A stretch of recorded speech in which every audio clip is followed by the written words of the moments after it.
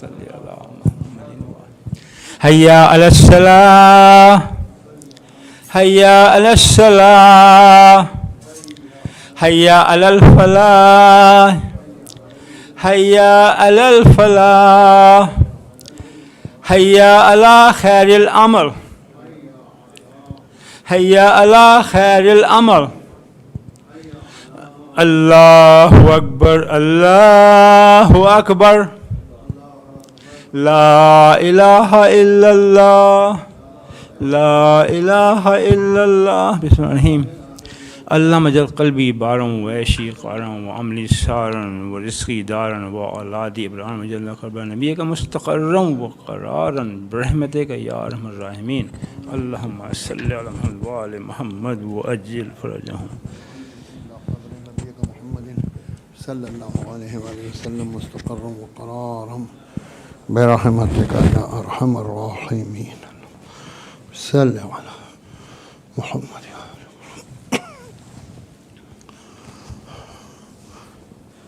أعوذ بالله من الشيطان الرجيم. سبحان الله والحمد لله ولا إله إلا الله والله أكبر. الله أكبر الله أكبر. أشهد أن لا إله إلا الله أشهد أن لا إله إلا الله أشهد أن محمد رسول الله صلى الله عليه وآله وسلم. أشهد أن محمد رسول الله صلى الله عليه وآله وسلم. أشهد أن أمير المؤمنين وإمام المتقين علي ولي الله ووصي رسول الله وخليفته بلا فاصل. اللهم صل على محمد وآل محمد. أشهد أن أمير المؤمنين وإمام المتقين علي ولي الله ووصي رسول الله وخليفته بلا فاصل صلوات الله وسلامه عليه. حي على الصلاة حي على الصلاة حي على الفلاح حي على الفلاح حي على خير العمل حي على خير العمل. قد قامت الصلاة قد قامت الصلاة. الله أكبر الله أكبر لا إله إلا الله.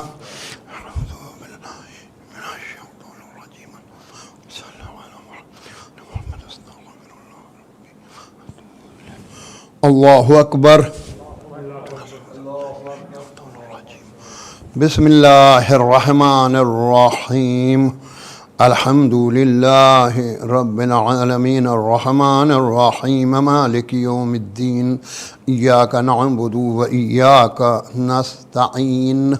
اهدنا الصراط المستقيم صراط الذين أنعمت عليهم غير المغضوب عليهم ولا الضالين.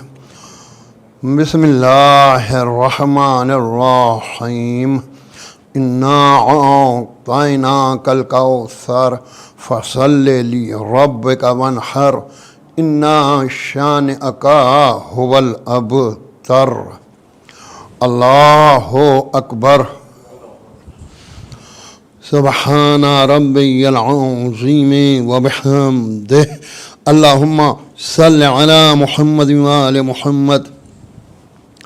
سمع الله لمن حمده. الله أكبر. سبحان ربي العالى وبحمده. اللهم صل على محمد وآل محمد. الله أكبر. أستغفر الله ربي وأتوب إليه. الله أكبر. سبحان ربي العالى وبحمده. اللهم صل على محمد وآل محمد. الله أكبر. بحول اللہ وقوتہ اقوم واقعد. بسم اللہ الرحمن الرحیم. الحمد للہ رب العالمین الرحمن الرحیم مالک یوم الدین. ایاک نعبد و ایاک نستعین. اہدنا الصراط المستقیم صراط الذین انعمت علیہم غیر المغضوب علیہم ولا الضالین. بسم اللہ الرحمن الرحیم. قل هو اللہ احد اللہ الصمد لم یلد ولم یولد ولم یکن له کفوا احد. کذالک اللہ ربی. اللہ اکبر. اللہم صل علی محمد وآل محمد. ربنا اغفر لی ولوالدی وللمؤمنین یوم یقوم الحساب. رب ارحمہما کما ربیانی صغیرا. ربنا آتنا فی الدنیا حسنۃ وفی الآخرۃ حسنۃ وقنا عذاب النار. اللہم صل علی محمد وآل محمد. اللہ اکبر. سبحان ربی العظیم وبحمدہ. اللہم صل علی محمد وآل محمد. سمع اللہ لمن حمدہ. اللہ اکبر. سبحان ربی العلی وبحمدہ. اللہم صل علی محمد وآل محمد. اللہ اکبر. استغفر اللہ ربی و اتوب الیہ. اللہ اکبر. سبحان ربی العلی وبحمدہ. اللہم صل علی محمد وآل محمد. اللہ اکبر. الحمد للہ. اشہد ان لا الہ الا اللہ وحدہ لا شریک لہ واشہد ان محمدا عبدہ ورسولہ. اللہم صل علی محمد وآل محمد وتقبل شفاعتہ وارفع درجتہ بحول اللہ وقوتہ اقوم واقعد.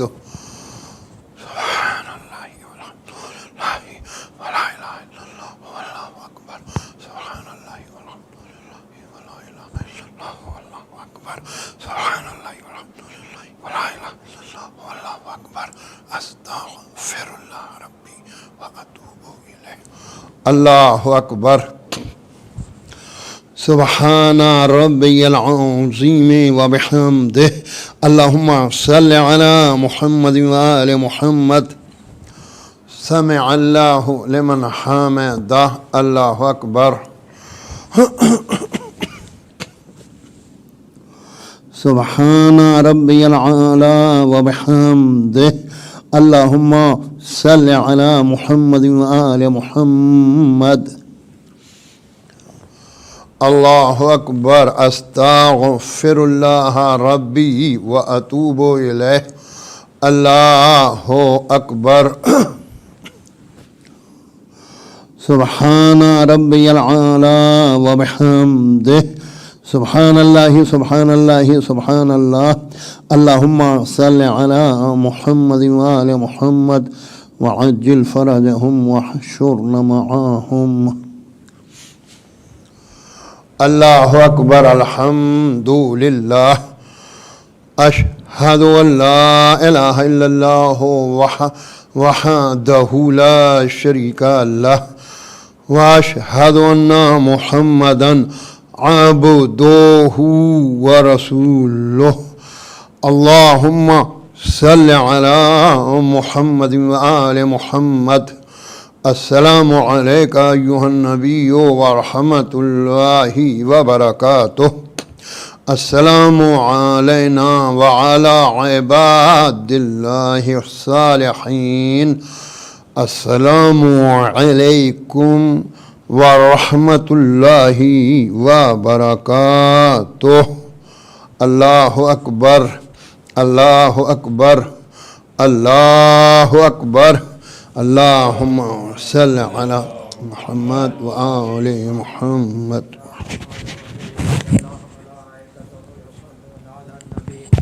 يا أيها الذين آمنوا صلوا عليه وسلموا تسليما.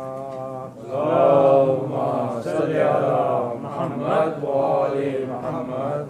اللهم صل على محمد وآل محمد. اللهم صل على محمد وآل محمد وعجل فرجهم.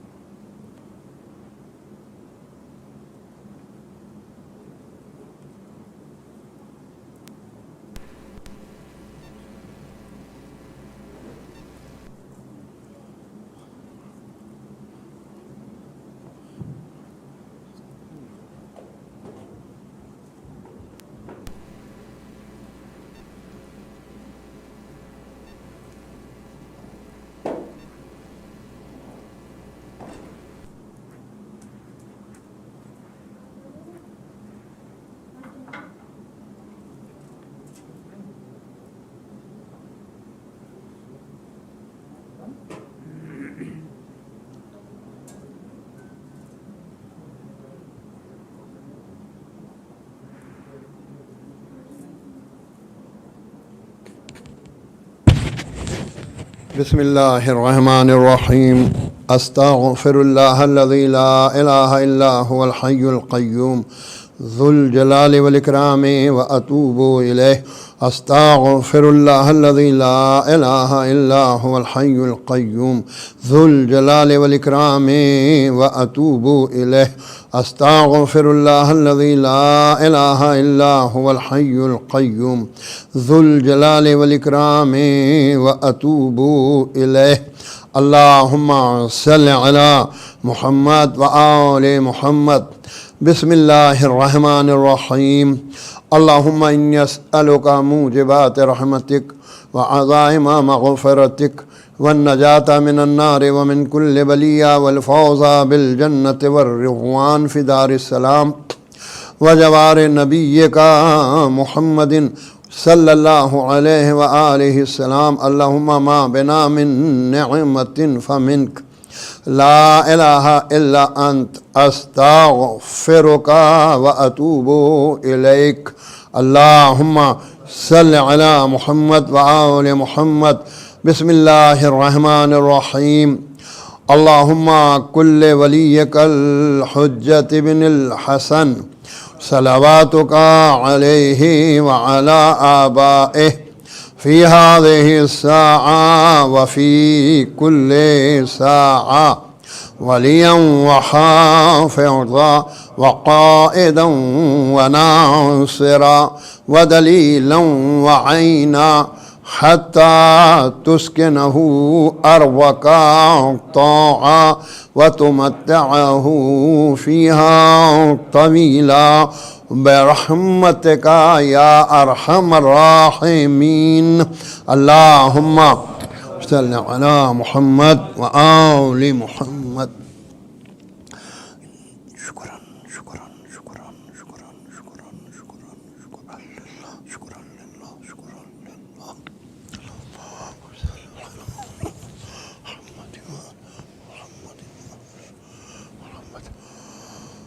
سبحان الله والحمد لله ولا إله إلا الله والله أكبر.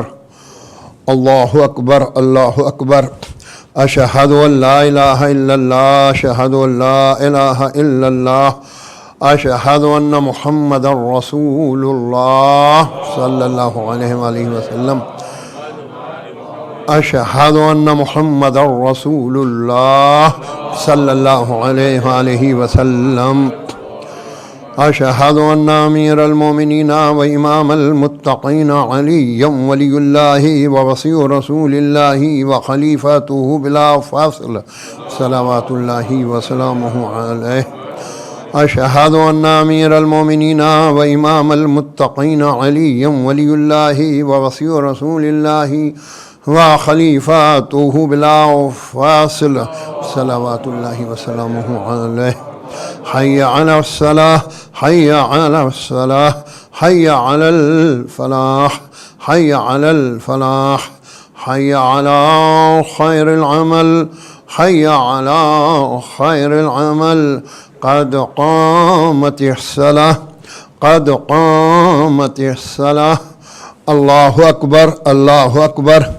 لا إله إلا الله.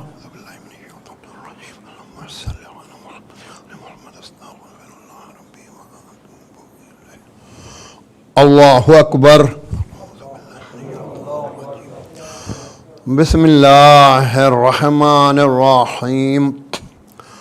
الحمد لله رب العالمين الرحمن الرحيم مالك يوم الدين. إياك نعبد وإياك نستعين. اهدنا الصراط المستقيم صراط الذين أنعمت عليهم غير المغضوب عليهم ولا الضالين. بسم الله الرحمن الرحيم. إنا أعطيناك الكوثر فصل لربك وانحر إن شانئك هو الأبتر. الله أكبر. سبحان ربي العظيم وبحمده. اللهم صل على محمد وآل محمد. سمع اللہ لمن حمدہ اللہ اکبر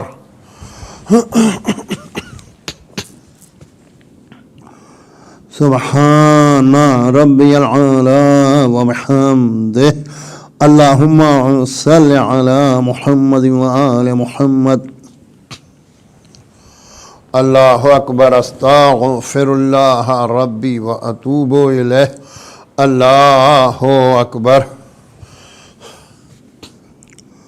سبحان ربی العلی وبحمدہ اللہم صل علی محمد وآل محمد اللہ اکبر بحول اللہ وقوتہ اقوم واقعد بسم اللہ الرحمن الرحیم الحمد للہ رب العالمین الرحمن الرحیم مالک یوم الدین ایاک نعبد و ایاک نستعین اہدنا الصراط المستقیم صراط الذین انعمت علیہم غیر المغضوب علیہم ولا الضالین بسم اللہ الرحمن الرحیم قل هو اللہ احد اللہ الصمد لم یلد ولم یولد ولم یکن له کفوا احد کذالک اللہ ربی اللہ اکبر اللہم صل علی محمد وآل محمد ربنا اغفر لی ولوالدی وللمؤمنین یوم یقوم الحساب رب ارحمہما کما ربیانی صغیرا ربنا آتنا فی الدنیا حسنة وفی الآخرة حسنة وقنا عذاب النار اللہم صل علی محمد وآل محمد وعجل فرجہم واحشرنا معاہم اللہ اکبر سبحان ربی العظیم وبحمدہ اللہم صل علی محمد وآل محمد سمع اللہ لمن حمدہ اللہ اکبر سبحان ربی العلی وبحمدہ اللہم صل علی محمد وآل محمد اللہ اکبر استغفر اللہ ربی واتوب الیہ اللہ اکبر سبحان ربی العلی وبحمدہ اللہم صل علی محمد وآل محمد اللہ اکبر الحمد للہ اشہد ان لا الہ الا اللہ وحدہ لا شریک لہ واشہد ان محمدا عبدہ ورسولہ اللہم صل علی محمد وآل محمد وتقبل شفاعتہ وارفع درجتہ بحول اللہ وقوتہ اقوم واقعد سبحان اللہ لا الہ الا اللہ واللہ اکبر سبحان اللہ والحمد للہ ولا الہ الا اللہ واللہ اکبر سبحان اللہ والحمد للہ ولا الہ الا اللہ واللہ اکبر سبحان اللہ والحمد للہ ولا الہ الا اللہ واللہ اکبر استغفر اللہ ربی واتوب الیہ اللہ اکبر سبحان ربی العظیم وبحمدہ اللہم صل علی محمد وآل محمد سمع اللہ لمن حمدہ اللہ اکبر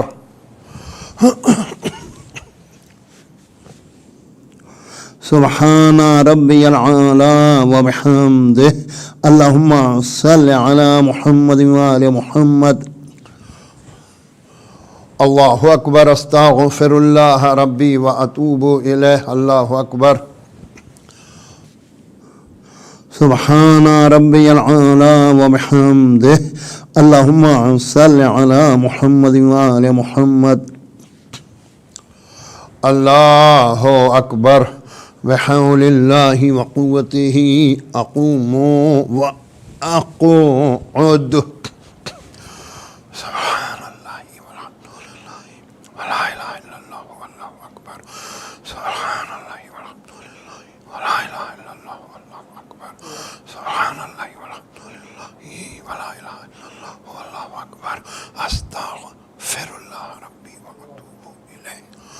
الله أكبر. سبحان ربي العظيم وبحمده. اللهم صل على محمد وآل محمد. سمع الله لمن حمده. الله أكبر. سبحان ربي العلى وبحمده. اللهم صل على محمد وآل محمد. الله أكبر. أستغفر الله ربي وأتوب إليه. الله أكبر. سبحان الله سبحان الله سبحان الله. سبحان ربي العلى وبحمده. اللهم صل على محمد وآل محمد وعجل فرجهم واحشرنا معهم. الله أكبر. الحمد لله. أشهد أن لا إله إلا الله وحده لا شريك له وأشهد أن محمدا عبده ورسوله. اللهم صل على محمد وآل محمد وتقبل شفاعته وارفع درجته. السلام عليك أيها النبي ورحمة الله وبركاته. السلام علينا وعلى عباد الله الصالحين. السلام عليكم ورحمة الله وبركاته. الله أكبر الله أكبر الله أكبر. اللهم صل على محمد وآل محمد. الله أكبر. بسم الله الرحمن الرحيم. الحمد لله رب العالمين الرحمن الرحيم مالك يوم الدين. إياك نعبد وإياك نستعين. صراط الذين أنعمت عليهم غير المغضوب عليهم ولا الضالين.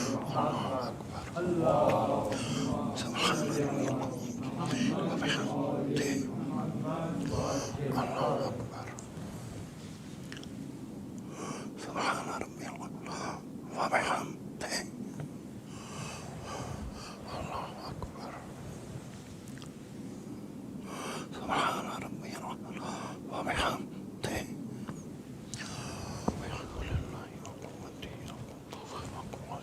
بسم الله الرحمن الرحيم. الحمد لله رب العالمين الرحمن الرحيم مالك يوم الدين. إياك نعبد وإياك نستعين.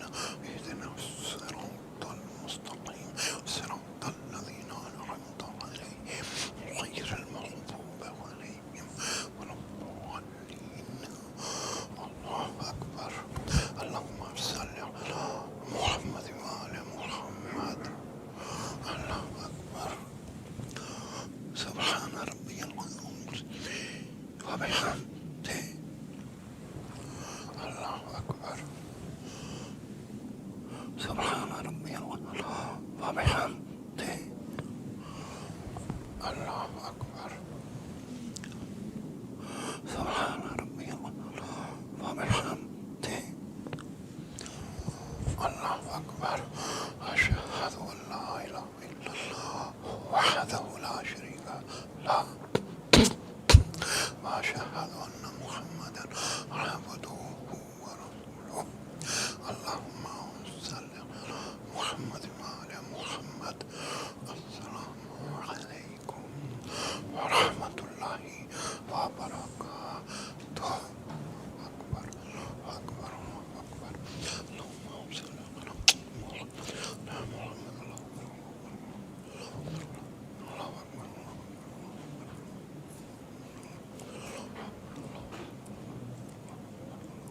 الله أكبر. الله أكبر.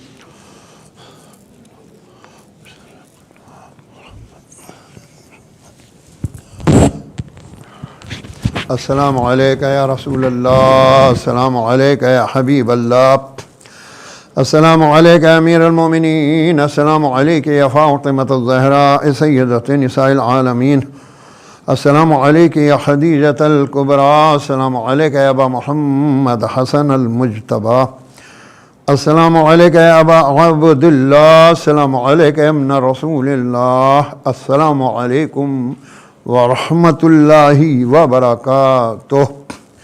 السلام على الحسين وعلى علي بن الحسين وعلى أولاد الحسين وعلى صحاب الحسين.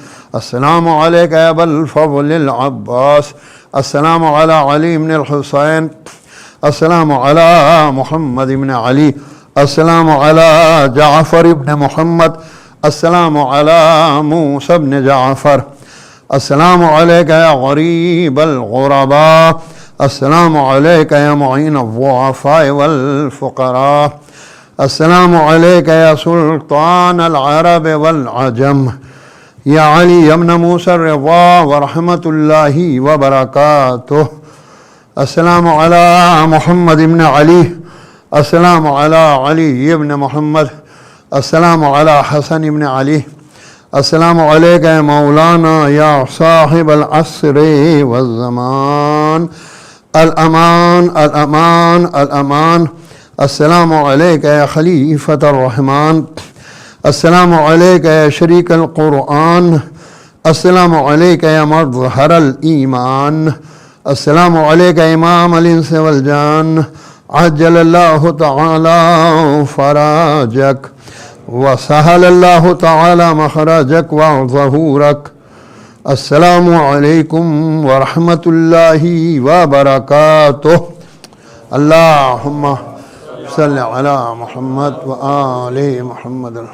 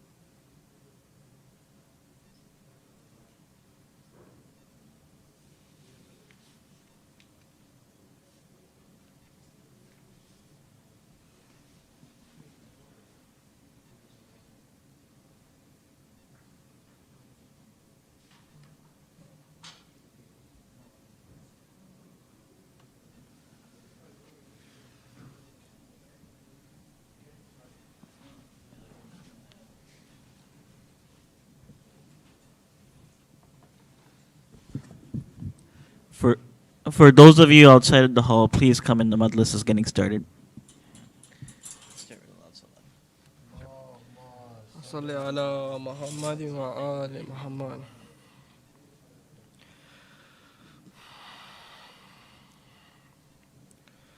فدا اس پا سلامی ہے جس کا نام حسین. میرا موئی میرا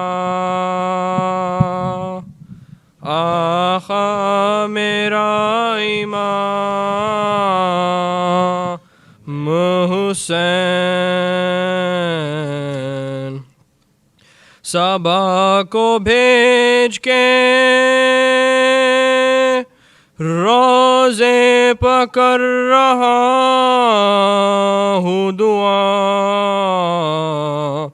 کرے قبول الہی میرا سلام حسین. جو کربلا کی زمین پر ہوا تھا ان کا ورود تو پھر کے دیکھتے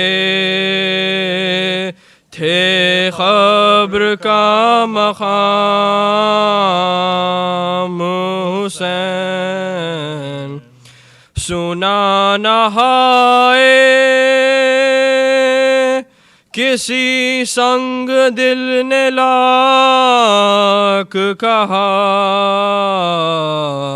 رسول کا ہوں نواسا ہے میرا نام. نہ پوچھو وقت وہ کیسا تھا جب مدینے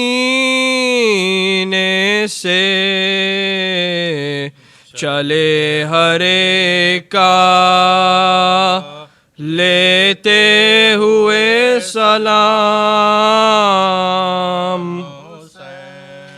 پناہ لیتے تھے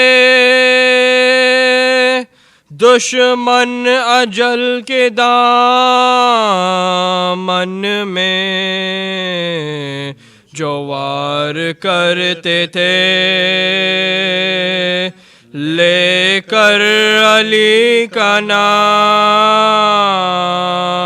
حسین. صلوات پر محمد و آل محمد.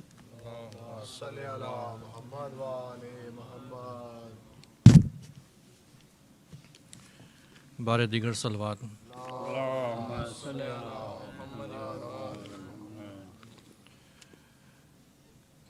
گھر کو چھوڑا شاہ نے جنگل بسانے کے لیے کربلا میں آئے تھے جنت میں جانے کے لیے. ظہر کو زینب سے جب ملنے گئے گھر میں حسین کوئی ڈیوڑی پر نہ تھا پردہ اٹھا کوئی ڈیوڑی پر نہ تھا پردہ اٹھانے. شے اٹھے پڑھ کر نماز صبح میں شر ہو گیا. حضرت زینب چلی کپڑے پہنا حضرت زینب چلی کپڑے پہنانے کے لیے. کہتی تھی ماں خط میرے اکبر کو تھا پیغام مرگ یہ جوانی آئی تھی گویا جوانی آئی تھی گویا بلانے کے لیے تھی صدا زہرا کی زینب مر گیا تیرا حسین گھر میں جا بیٹھی صفے ماتم بچھا گھر میں جا بیٹھی صفے ماتم بچھانے کے لیے گھر کو چھوڑا شاہ نے فاتحہ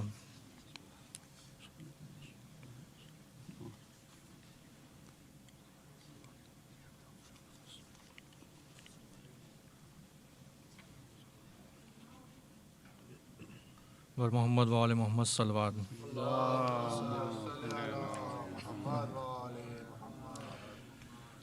جب زینب غریب کے رن میں پسر لڑے تنہا لڑے پواہ سب شیر اہل شر لڑے کس خوبصورتی سے علی کے جگر لڑے ایک شور پڑ گیا کہ غضب شیر نر لڑے ایک شور پڑ گیا کہ غضب شیر نر لڑے ورثہ انہیں ملا ہے جناب امیر کا یہ زور سب ہے شیر کی بیٹی کے شیر کا یہ زور سب ہے شیر کی بیٹی کے شیر کا زینب جو ننگے پاؤں کھڑی تھی قریب در عباس جا کے دیتے تھے یہ دم بدم خبر روئے نہ اب حضور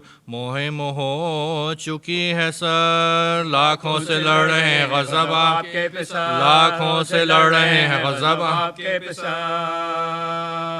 زور آج پھر دکھا دیا خیبر کشائی کا اب تو انہی کے ہاتھ ہے میدان لڑائی کا اب تو انہی کے ہاتھ ہے میدان لڑائی کا آنسو بہا کے بنتے علی نے کہا کہ ہاں دے اور ہمت انہیں خلاقین سو جاں بچے کہاں ہزاروں کا وہ مارے کا کہاں کچھ ہو انہیں فلک نے نہ ہونے دیا کچھ ہو انہیں فلک نے نہ ہونے دیا بے قصوں اور اس پر مجھے اعتماد ہے خالق وہ دے کے جو میرے دل کی مراد ہے خالق وہ دے کے جو میرے دل کی مراد ہے بھیا کچھ اپنے بیٹوں کا مجھ کو نہیں خیال مر جائیں لڑکے یا کہ ہوں ٹاپوں سے پائے مال صدقے کروں ہزار جو ایسے ہونوں نے حال سب دولتیں لٹی بچے فاطمہ سب دولتیں لٹی بچے فاطمہ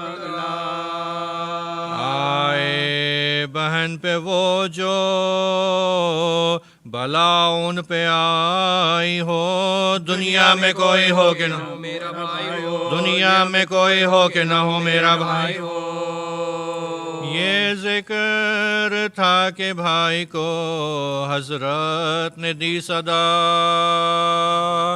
عباس آؤ گر گئے زینب کے دل ربا دوڑے صدا یہ سنتے ہی عباس با وفا اسنائے راہ میں علی اکبر نے یہ کہا اسنائے راہ میں علی اکبر نے یہ کہا زندہ رکھا فلک نے یہ آنسو بہانے کو چلیے حضور جاتے ہیں لاشیں اٹھانے کو چلیے حضور جاتے ہیں لاشیں اٹھانے کو پیاری بہن کے بیٹوں کا جو دیکھا شہنحال तन चाक चाक है गुले सर्द बर्ग की मिसाल, उलझे हैं पेच खाए हुए गेसुओं के बाल, ऊधे हैं होठ चांद से चेहरे लहू से लाल, ऊधे हैं होठ चांद से चेहरे लहू से लाल, माथे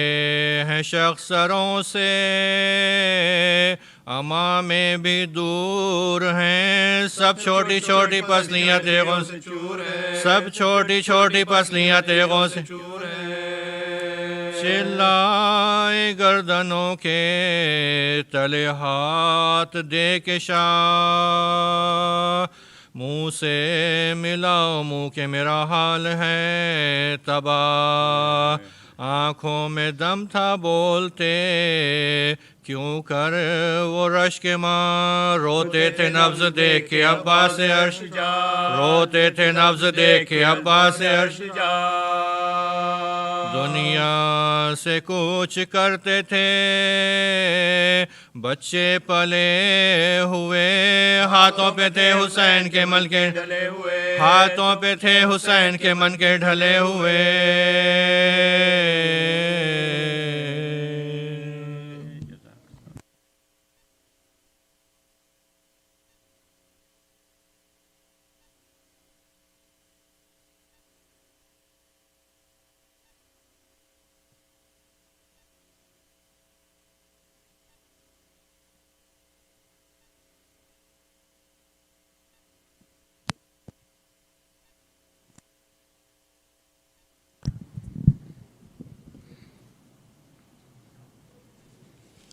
Assalamu alaikum.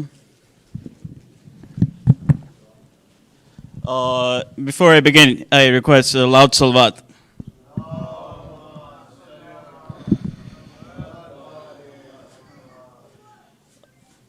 Brothers, before I begin, we don't want to disturb the Majlis. So what's happening is everyone's piling up at the end, and in the middle of the Majlis, people are not coming inside because there's no room to come.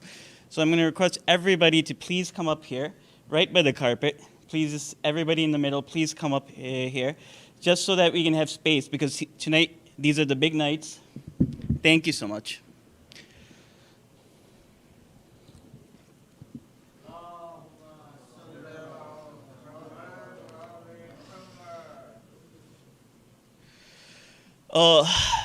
First announcement is there is a Sabil of Imam Hussein outside in the parking lot.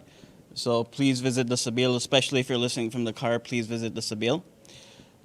Tonight, there will be a Tabood, Hazrat Honor Muhammad. There will be a Tabood taken out from the English Majlis, and there will also be a Tabood taken out from the Urdu Majlis. I request all the youth who want to take part in lifting the Tabood to please, when the Masaib starts, to pile up in the back and take part in taking out the Tabood tonight. The Tabood will be taken out from the English hall, and then it's going to be taken down to the ladies. But there will also be a Tabood taken out from the Urdu hall, and after it goes to the ladies, that Tabood from the Urdu hall will be taken out to the parking lot. And for those who are listening into their car, they can go and do ziyarat. It will be kept there, and those who do not want to come inside, they can do ziyarat afterwards. Aside from that, once again, tonight is 5th Muharram. I don't have to explain the significance of these nights, but throughout the year, we do various programs. And, Muharram Safar, all of you have gotten the calendar today, so you have gotten the schedule. And we have a variety of speakers coming from all over the country. And throughout the year, we have various programs. And for all these programs, there's a cost. We also have a Kharza Hasna of $500,000 that we still have to pay off. We please request you to donate. Go to the IEC HUSAINI website or Zelle at IECZPay786@hotmail.com. We will be doing our annual fundraiser on the night of the 8th Muharram, which will be Tuesday, and we're going to do it during the Majlis. We're going to do it during the English Majlis and the Urdu Majlis. But if you want to donate right now, please take the initiative, say Labbaik Ya Hussain, and please donate to IEC HUSAINI. And without further ado, I'd like to request Maulana Syed Ali Abbas Razawi to recite the Majlis. Loud salawat.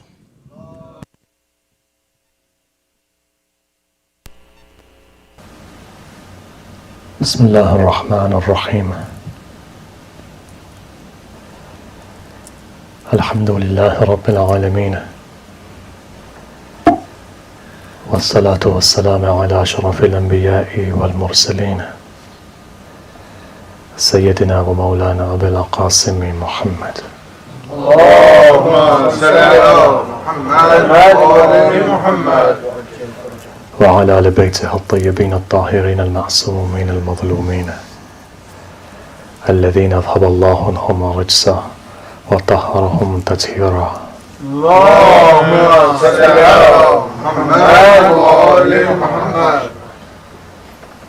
أما بعد، قال الله الحكيم في كتابه الكريم: بسم الله الرحمن الرحيم، فسبحان الذي بيده ملكوت كل شيء وإليه ترجعون. صدق الله العلي العظيم. اللهم صل على محمد وآل محمد. Our series of discussions have gone into its sixth night. These nights which have gone before us,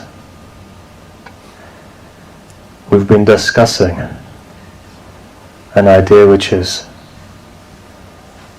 the most basic idea, but the most distant for many people. That is the nur of wilayah, of which today the vast majority of us have lost track of. That which started from the very beginning, you find that in the 21st century we're deviating very quickly from that wilayah. See, there's a particular hadith. It's an interesting one, where you find that it says that Akhir Zaman, that we're in now, has two qualities to it. It is the time of hayra and the time of ghaiba. Hayra in the sense that you find that the vast majority of people will be in bewilderment. They'll be lost. You find to the extent that the believers will be lost too. That true Islam, in the words of Ayatollah Jawadi Amali, Islam and Nab, will have been lost. That the vast majority, from the top to the bottom, be it Shiism, outside of Shiism, the idea is that the deviation will have taken place. Not that people will be bad people, they'll still go to heaven, but the haqiqah of life itself would have been lost to them. And the reason being is that they would have lost the essence as to which direction to go to. You see, the most important thing in life is to understand the maqsad of life itself. The maqsad of life is not salah. It's not the maqsad of life. The maqsad of life is not sawm. It's not hajj. It's not zakat. It's not khums. They're mandatory elements of life. But even if you were to do all of them at the time, it would not guarantee you heaven. Because it's what? A tool. It's a tool that takes you to the end, to the maqsad, to the conclusion. Though prayer is important, and without prayer you can't get anywhere. But the fact of the matter is that in this day and age we see the end goal as prayer. We see the end goal as fasting. We see the end goal in these things, if you're religious. And if you're not religious, then you're completely far away from that. Therefore, those who are religious and non-religious are in the same boat because they can't see. And that's not their fault. Because above and beyond mankind itself are the angels. Insani Kamil is in front of the angels, Adam, and they can't see his haqiqah. They can't see, even though look at the Quran and see, they do two things which you don't do. Tasbih of Allah. which goes back to the Dhat of Allah, is Tawheed al-Dhati, and Taqdees of Allah, which is Tawheed al-Fa'ali. Both things they do. See, dhikr has aqsam, and you've got to understand this as well, that everything you have in creation is a name of Allah, manifest name of Allah. And so therefore what the angels were doing is they were coming to understand God, because you can't understand Him other than through His names. The absolute cannot be understood. So they were there reciting the names. When Insani Kamil comes in front of them, when Allah creates Adam, Adam's mold was there, but at this stage they weren't given the hukum to do sajda. As we discussed before, وَنَفَقْتَ فِيهِمْ مِنْ رُوحِي, when I blow a part of my own soul, part of my soul into them, sajda. What is a sajda? This in itself, if you look at Tawheed, as the way that Muslims take it today, is a contradiction. You could say the Quran is contradicting here. The reason being is this, because Allah is asking me to bow to ghayrullah. It's not the case. This sajda represents submission. Submission to the will of Sahib Amr. Here, Amr of Allah is found in the Mujassim of Adam, Insani Kamil. You bow down, meaning when you submit yourself. Why? The Markaz, Kaaba of the angels, in fact Alam-e-Kawn, is Adam. Why is it Adam? Because Adam is Ism Jam. Adam is the tajalli of Allah itself. The absolute essence is there. And look, I'm not going to go into details. This is not a place to discuss philosophy or mysticism. But the one thing here I will say is that even the angels lost sight of the fact that this Adam is Insani Kamil. Similarly, you find creation. Many people are good, but the one thing they've lost sight of is the wilayah. It's the wilayah that they've lost sight of. And this is why that haqiqah is not here as it is, as it should be. Maybe this is one of the secrets why you have the 10 days of Muharram. The fact that it revives you again, brings you back to the essence. Because remember, the haqiqah of Shiism lies in one thing, and that is salawat. Salawat, as we discussed before, has two components to it. Just recapping, to take you to where I want to take you. Recapping again, has two components to it. The zahir side, which is the physical manifestation of the salawat, and the taslim in front of Muhammad and al Muhammad.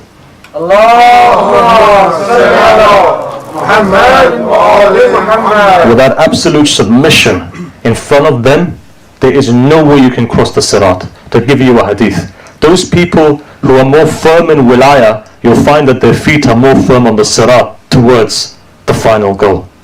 And those people who are not firm in wilayah, it doesn't make a difference whether they're mujtahid or marja, they will not make it to the other end if it's not firm within wilayah.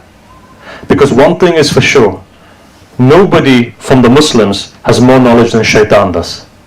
And this is why, if you go back to the hadith, where we talk about the time of hayra, why is the time of hayra? Because everyone will be in bewilderment. But those people who submit themselves back to the wilayah of the Imam, everyone's heart will be tarnished, and it is tarnished. It's tarnished, it's shadowed and is layered, that you can't see the end. Where is the end? Insani Kamil. In this day and age, Hujjatullah. You can't see it, so it's shadowed. What's required is a methodology to remove those veils. And once those veils are removed, then you won't be worried about the Joneses, as they say. You won't be worried about what people are saying. It won't be like that. In the words of Ayatollah Kashmiri, as he says the only way you can reach that is uzla from people. You found that even though he lived for 20 years in Qum, people, Ahl Qum didn't know that he lived in Qum. Only those people who were Sahib Basir understood who he was. They didn't know. From the time he was kicked out by Saddam to the day that he died, around about 99, nobody knew who lived there. But this is a man who all the Urafah knew. When Ayatollah Khoui writes a letter to him and says, come back to Najaf, as we discussed yesterday, time of Saddam, Ayatollah Khoui knew was Ahl Qum didn't know. By this stage he was quiet, he was in his house. So when somebody asked him a question, they said, look, if we want to go onto this pathway of enlightenment, because remember, this fiqh that you study in the book is the small fiqh. Fiqh al-akbar is that fiqh that takes you towards Allah. That fiqh requires something else. But of course, you've got to get through the Sharia first. You've got to understand the... But look, we're looking at something more loftier. Remember one thing, when I say this, I'm not belittling anything to do with prayer or fasting. Without praying awwal waqt, you can't get to a maqam. Remember that. But the problem is that those people who become religious see prayer as the end goal. Prayer is a wasila, remember this. For everything there's a wasila. Let me give you an example. One day Amir al-Mu'mineen is walking, comes into Mecca.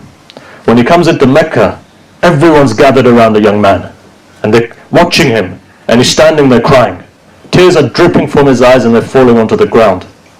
So Amir al-Mu'mineen is walking past. He says, let me ask him a question.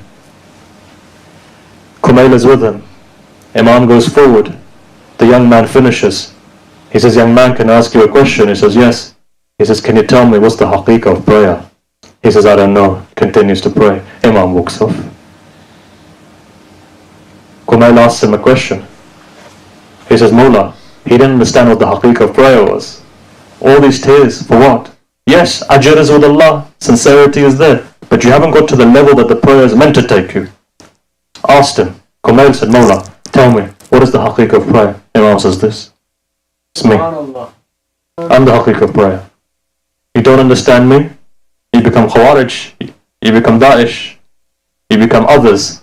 You don't know haqiqah until you don't understand Amir al-Mu'mineen. That's the baseline reality. Can you pray more than the Khawarij in the Battle of Naharawan? No.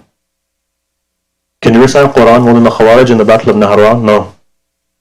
What makes them go in one direction, and what makes the companions of Amir al-Mu'mineen go in one direction? Wilaya. Ishq is important. And this is what that wilaya cultivates. It cultivates ishq. Remember this, look. What is a person who's living? What is the definition of a person who's living? What is al-hayy? I won this discussion. It wasn't my topic of today to discuss, but now that we're on it, let's run with it. What is a living? According to hukama, ahl ma'rifah, what does al-hayy mean? What is a person who's living? Do you know what it is? Huwa ad-darrak wa fa'al. A person who can direct something in the sense that is cognizant and he implements on that. Is fa'al. He's active on that. This is why you find that when Allah says to Rasulullah, tell them, no ajr illa al-mawaddata fil qurba. Mawadda is different from hub. Here it says, in kuntum tuhibbun Allah fattabi'uni yuhbibkum Allah. Right? So if you love Allah, you follow the Prophet. Here the Prophet then turns it around and says, love for Allah can be hub, but when it comes to the manifestation with Ahlul Bayt, it has to be wood. What is the difference? Allah's wadud. And here mawadda is talked about. Mawadda is active love. It becomes activated. It's not something that you keep in your heart. Therefore, when you come to a majlis and you recite salawat, for example, that is you showing your mawadda in the way that Ahlul Bayt want you to. It's not just something you keep in your heart. Mawadda needs to be shown. And there are places and times where that physical love needs to be shown. That's what you saw with the companions of Amir al-Mu'mineen. When that love is shown, when there's activity in you, and there's understanding in you, only then that you're alive. Why? Because you've got nur inside of you. Otherwise, what's jahl is the opposite of that. Is a person who doesn't understand, and is a person who's inactive. When a person gets to that, they're dead, according to the hukama. You're walking, but there's no reality to your walking. Al-hayy is a person who is darrak or fa'al. Both of these need to be in a person, to be living. Now go back to yesterday what we said. What is nur? Nur is ma'rifah. Nur is activity. Nur is union. What happens? Batin, what is nur itself? Nur itself is what? In this physical world, in alam-e-kawn, what is nur? We discussed the kaf and the noon yesterday. The kaf of kun defines kamal. But it's dual, right? For everything in this life is dual. For every action you do, it can either take you one direction or the other. Your prayer can take you to hell and your prayer can take you to heaven. That is the system of the world, the way that it works. Kun is a reality. B. Kaf. For Adam it was kamal. For shaitan it was kufr. The noon was nar for shaitan. For Adam it was nur. What is this nur kamaliya? That goes back to the haqiqat Muhammadiyah. What is that nur? That nur is the first being. That kun that Allah created. In the words of Ibn Sina, somebody asked him, how does Allah create? When He created 6 days, and then after that He Does he create in stages? He says no. Ja'al Allahu mishmisha. Gave the example. Allah created the apricot. That's it. In one go. Not the color, not the taste. In one go Allah creates. That one go that Allah created, that nuqta that Allah created, is known as Muhammad and Al Muhammad. From then onwards is the substance that creates all of creation. That is the mover. This is why they say that it is haram for anyone to walk on this earth if they do not believe in the wilayah of the Imam, because all of this was given to Zahra. That is what it is. One has to open their eyes up to something which is far more loftier. Because otherwise, what are you living? You're blocking yourself. Hearts are blocked. The only way you can release that, how do you remove that, is with the wilayah. And how do you enhance that, is with your tears. So the crying that you do for Sayyid al-Shuhada. Otherwise, look, if you've gone through 40, 50 years of your life, you're going to be maybe glad to see another 40, 50 years, maybe, if you're lucky. Within that period of time, tell me, this COVID period has seen, children have died. There's no logic to death. So tell me, is there no purpose in your life other than to get up, to go to work, to come back, to backbite, and then to go to sleep? Because look at the tradition. Akhir zaman is that people are going to backbite a lot. People are going to talk about other people a lot. People's egos are going to be very big. People are going to justify. And this is what it says in the hadith. The Akhir zaman, Allah is going to close the doors of rahmah. You know why He's going to close the doors of rahmah? Because the doors of tawbah are going to close. Why the doors of tawbah are going to close? Because we're going to justify everything that we do as halal. When you start justifying, you lose the tawfiq of tawbah. This is why it's sometimes better to be not religious. Because at least the door of heaven is open to you than to be, as some of our teachers will say, khushk and muqaddas. I mean, one of the great Urafah of Qum used to say, he says, I said, how can I bring this person to you? He says, if he's khushk and muqaddas, then just leave him in the masjid. Don't bring him to my house. Khushk and muqaddas. But what is he trying to say? We don't need puritanical Shias. We need those who are soft-hearted. Those who go above and beyond. Those who are willing to help. Those who are willing to be there for other people. This is true meaning, right? Willing to help each other. Willing to put your own self behind and another person's wants in front. When we talk about the golden rule, what is it? Is want for others what you want for yourself. So look, I deviate. But let's come back again.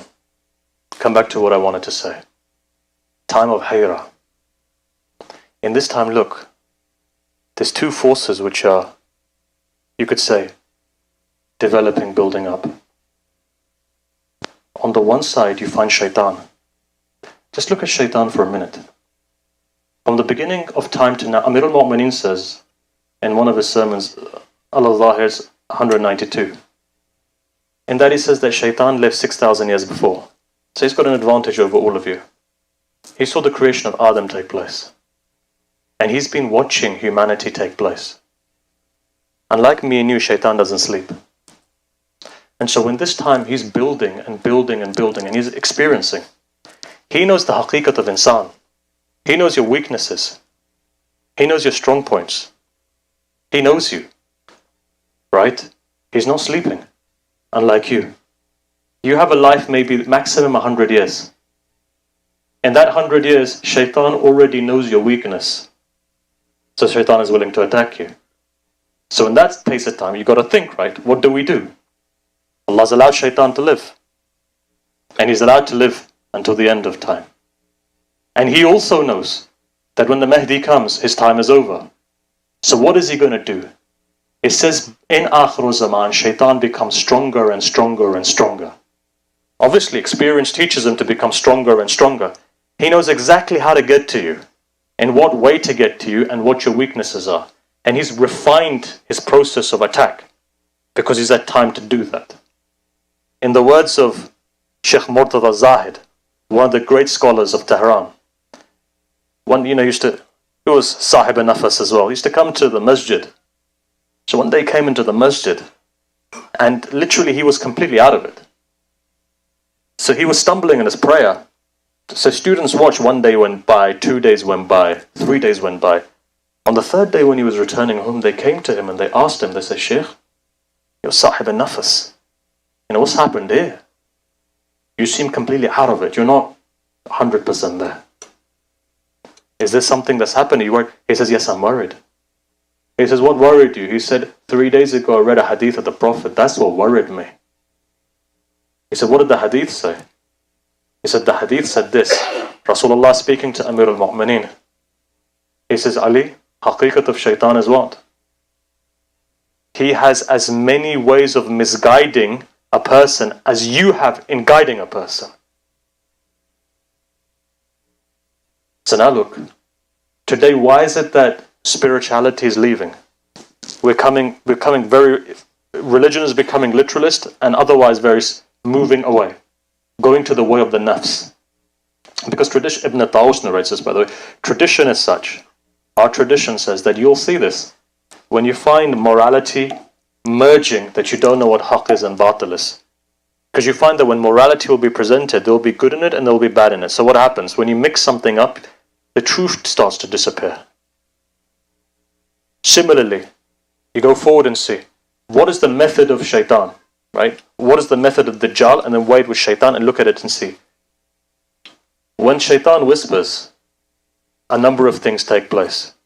You'll find disunity in our communities. You'll find in our organizations, shaitan will whisper and you'll have fights over nothing whatsoever. Why? Paranoia. Now, I wouldn't even be saying this if I hadn't seen it today. Honestly, you think about it, you think, my God, this is exactly what we're living in at the moment. Perhaps these children don't know, but some of the elders who are running religious organizations, you know how difficult it is. If you've got a cabinet, straight out one person's paranoid, the entire situation becomes such. It's been predicted. It says in Akhir zaman, because remember one thing, when the believer is divided, barakah is lifted. If barakah is lifted, then what happens? Blessing goes. You know what blessing is important for? Blessing in your time extends time. Blessing in your mal extends your mal. Blessing in your life gives you a long life. Blessing in your children gives them tawfiq to do other things. Shaitan knows that if I can deviate these people, there is a cause and effect in the world. It will lift up the barakah. And when it does, they'll plunder into darkness. So what do you find? Infighting. All over the world, you'll see it. Families which are divided. Now what do I mean by that? If I was to say to you, families which are divided, what does it mean? You find that even today, we can't even sit together and eat as a family. You find the table is there, one person comes, they take it, they go next to the television, another one comes, they go into their room. Islam never came for this. Fifth Imam alayhi salam, when he sat down, he made sure his entire family was sitting down together. This is tarbiyah that he's giving, there's a reason. You've seen in COVID-19 how individuality has led people to depression and suicide. Why? Lack of community. What does Islam say? It's mustahab to pray together. Why pray together? Bringing together a sense of community. Take it a step further. What else does it say? Your fifth Imam alayhi salam would gather his family together and say, whenever there was a problem in the family, I'll pray, you say Ameen. Mustajab da'wah is the Imam. He doesn't need everybody to say Ameen, but he brought everybody together. Why? Family spirit. Sayyid al-Shuhada goes into Karbala. Never do you see individuality, even in the worst situation. And today you realize that two people are sitting together. One is on the laptop and the other one is on WhatsApp. What are we doing? Shaitan knows. If you can deviate them through things which are mubah, then you find that the causal effect will be that barakah is lifted. And today, sadly, lessons of akhlaq have gone as well. In our communities, even in some of our seminaries. Until that's not there, there's no refinement. There used to be a time which used to be umumi. Remember, some of the great scholars would give dars akhlaq. You see, remember one thing. People talk about irfan being mamnu and najab. That's not the case. There were particular methodologies which were, but there were great scholars that have come out. People like Sheikh Bajjah, they're a product of Najaf, they're not a product of Qum. Said Abdul Karim Kashmir, Allama Tabatabai, Hassan Ilahi, said Hassan Masqati, said Ahmed Kashmiri, they're all a product of Najaf. So if Irfan is mamnu, then none of these great Urafa would come, said Murtada Kashmiri. It's not that, there were certain methodologies. Otherwise they've been great Urafa from both Najaf, Karbala, Qum, Najaf, Mashhad, Jabal Amal, and so forth. Wherever you find that there's Ma'sumin buried, you'll always find people with connection to those Ma'sumin. And remember, the only guides that you have that take you to the higher level is the Imam. This is why in this time, grab onto the hand of the Imam. Remember, Hussein ibn Ali doesn't let you go. So when you're in this time, then what do? It's our responsibility, therefore, to make sure that our eyes are open. Look, there's a tradition that's going in my mind. Let me give it to you. It's a story that took place.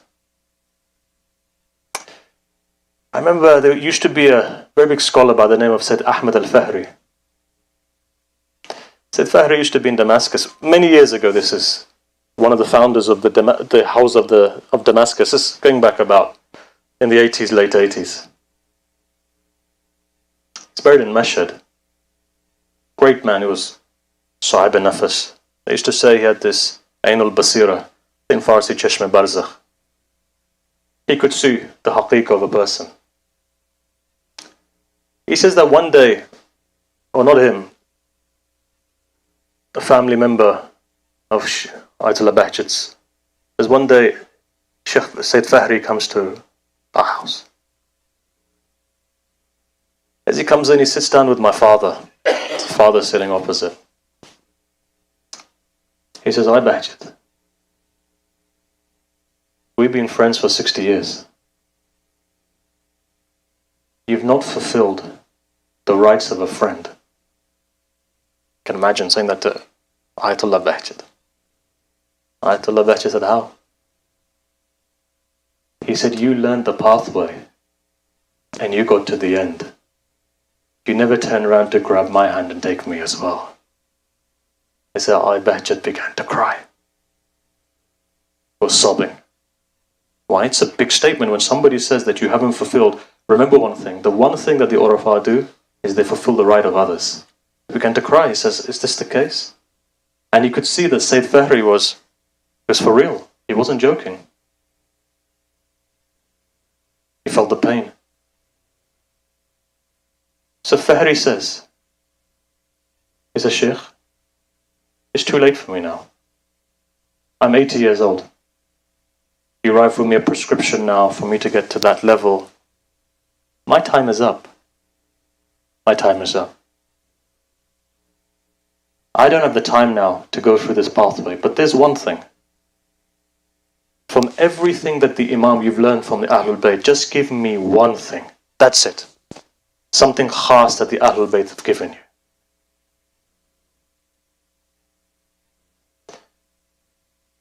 Bahjat replies. He said, I've been given 10 things from Imam Ali ibn Musa alayhi salam.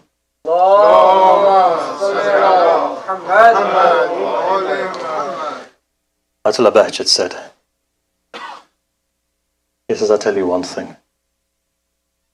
One thing that Imam Rada taught me from the 10 things." He said, "What is it?" He said, "That one thing is this. Imam said to me, if anyone seeks refuge in us Ahlul Bayt, we will never let them go." For 1 second, let that cement in your heart. Your Imam is saying, if anyone seeks refuge in us, we will not let them go. That was enough. Sayyid Fahri got up and he walked out. Remember this. For us to get Ahlul Bayt's karam and barakah requires us to understand something about them. The best way of coming to understand them is to fulfill the huquq which are owed on the Shia of Ahlul Bayt. I'm going to give you one more story.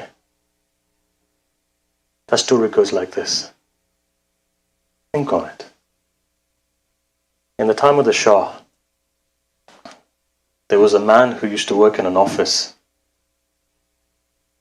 In that office, one of his responsibilities was this. He was in charge of some very important files. One day his boss comes to him. He says, I want this particular file. Have it on this desk before the weekend. As you know, in Iran, the weekend is on a Thursday. Thursday night comes, he cannot find the file. He's looked everywhere. And he says, look, I can't find this file. His boss says, look, if you can't find this file, then know one thing. The least thing that's going to happen to you is we're going to sack you. And what more can happen, only God knows. That day he was so worried. Weekend came. He knew Saturday morning, if that file is not there, it's game over for him. What does he do at that stage? What he does at that stage is he recites Tawassul. Gets on his musalla and begins to recite Tawassul of the Imam. Says a time comes in the process of Tawassul that he gets up with tears in his eyes. He walks out of the office. Someone comes to him and says, the answer which you're looking for rests with Sheikh Rajab Ali Khayat. He said, I don't even know who Sheikh Rajab Ali Khayat is, right? Never seen him, I don't know who he is. So he turns around and he says, look, find him. He gets up and he goes to try and find him. Eventually they give ishara. They say that, look, you go into this direction, there you'll find him. Comes to the door of Rajab Ali Khayat. Knocks on the door. Opens the door, goes inside. Sheikh Rajab Ali Khayat is standing inside. Before he could say anything, he just says one thing to him. He says that there is a relationship that you've not honored. And that relationship is the relationship between you and your sister. Her husband has died. For 2 years, you've not gone and visited the yatim of your sister. This man is shocked. He doesn't know what to do. He gets up. He goes to his sister, knocks on the door. Sister comes out. Sister just says one thing. She says, now that you remember me, it's been all this time. You call yourself a man? Call yourself a man. You had a problem with me? Come to me. What these yatims done to you? It's at that stage then that he says, forgive me. Sorry. I'm going to be back in a minute. He goes and buys food, fruits, clothing, brings everything back. He says, haqq is yours that you've told me of. Please forgive me. I want to be forgiven. She says, fine, sister's sister, right? She says, you've come all this way. Just don't do it again. He understands a deep lesson here. Sometimes the smallest of action has the biggest implementation in one's life. He gets up. He goes back. Saturday morning when he's thinking game's over, he looks and he sees that behind the cabinet there's a file. He goes and he lifts up that file. He realizes that's the file. Sometimes a secret to your life and problems is very simple.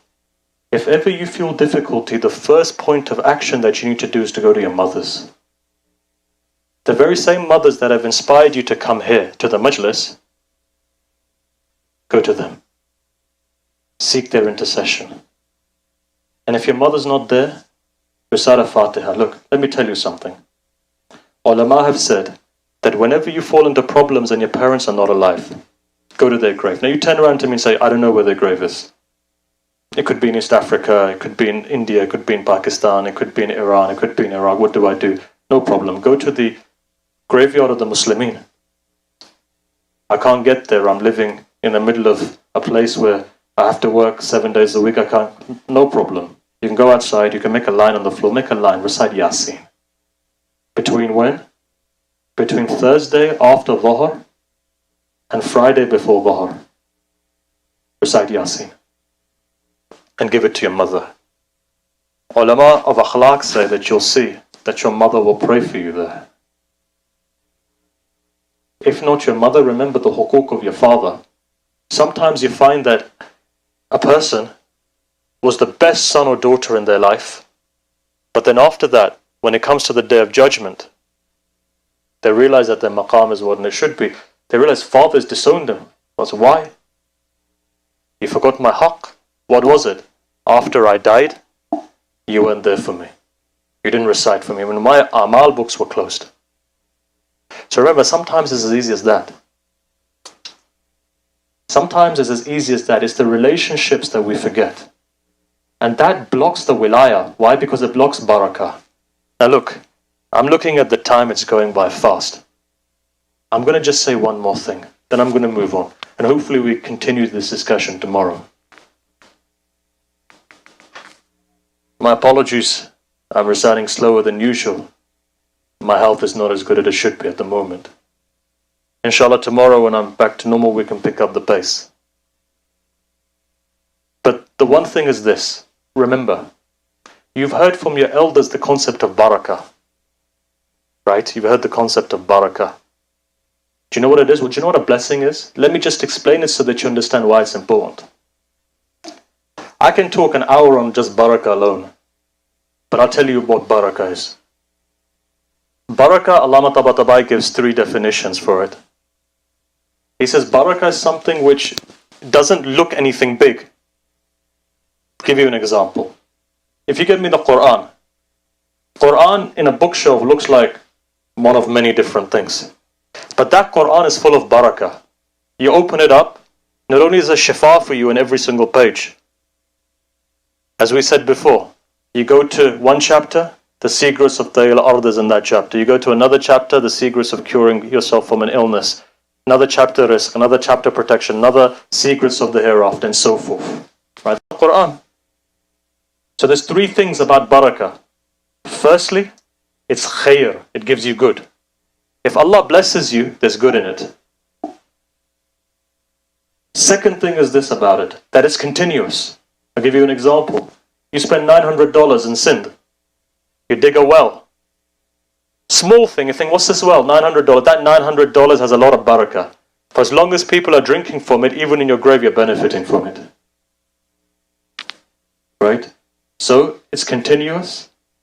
It's good. And at the same time, it brings positivity in your life. That is what barakah symbolizes. Something that doesn't look like it, but it's oblivious. I'll give you an example. Final example, and then we move on. Allama Amini. Somebody comes to when he was in India. He was in Lucknow at the time. And he was researching in the very famous Nasri library. So Allama Amini himself says, he said, look, I've written this, but what Sahib Abaqat wrote is something else. Abaqat al-Anwar is the biggest book that we have on Wilaya. It's about 60 volumes, written by an Indian by the name of Hamid Hussain Musawi in India. After that, his son, very famously, was Marja in India, Nasr al-Millat, in Lucknow. In fact, some of the strongest books on Wilaya that's ever been written has been written by Indians. The reason being is very simple, because there was always Sunni-Shia dialogue going on. It wasn't the same in Iran, and it may not have been the same in Iraq at the time. But with this dialogue continuously, you find that there's a refinement. So when Abaqat was written, Allama Amini he went there to research. He was writing on Ghadir and Sahib al-Ghadir. So Deobandi comes to him. He says, how is it possible that you say that Ali ibn Abi Talib recited 1,000 units of prayers every night? Now remember, Allama Amini, one of his legs was paralyzed, right? He couldn't walk properly in one of his legs. Allama Amini was laughing to himself, thinking, this guy doesn't realize what barakah is. He says, look, at that moment his passion comes, you get angry, passion, and it's inspired by Allah. Is what you're talking about Ali. Even the khadim of Ali ibn Abi Talib can do it. Now you realize what the challenge was. He said, Ya Ali stood up, Allahu Akbar. This Deobandi said 1,000 units of prayers will take, if I estimated, he said it will take 14 hours. He says, no, I'll do it and show you. 7 hours he finished it. Why? Allah stretched the time. That's known as barakah. Majlisi writes 110 volumes in that time. Barakah. Barakah in time stretches it. You find some scholars, they've written so many books, you're thinking, how does he do it? Barakah. Barakah. Barakah in wealth. Some people, $100,000 they're earning a month, that $100,000 is gone. And then you have a guy who's earning maybe $50, $100, and you find that it stretches. Barakah. Barakah food comes. You're thinking to yourself, this is such a little food, all of a sudden, an extra 200 people have come to this majlis, what am I going to do? Believe me, you don't need to put more water in. You just say, Ya Zahra, and you feed them.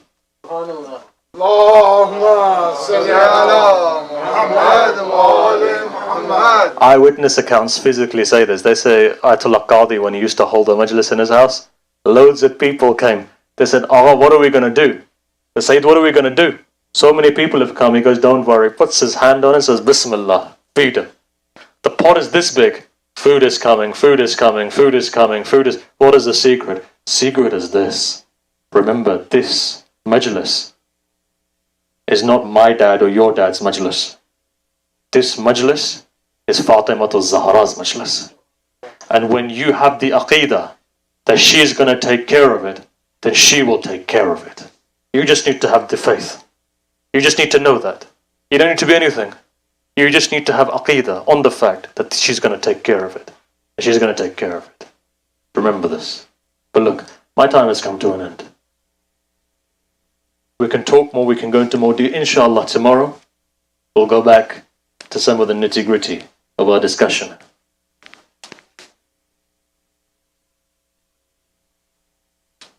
Look, you're all gathered here today. Today is very heavy.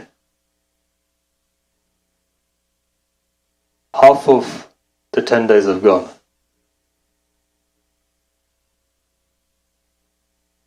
Today's a very heavy day.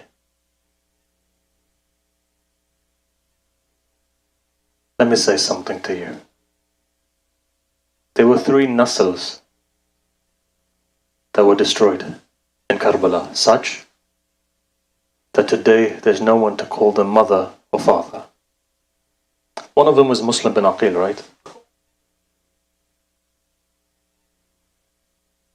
One of them is Sayyidah Zainab.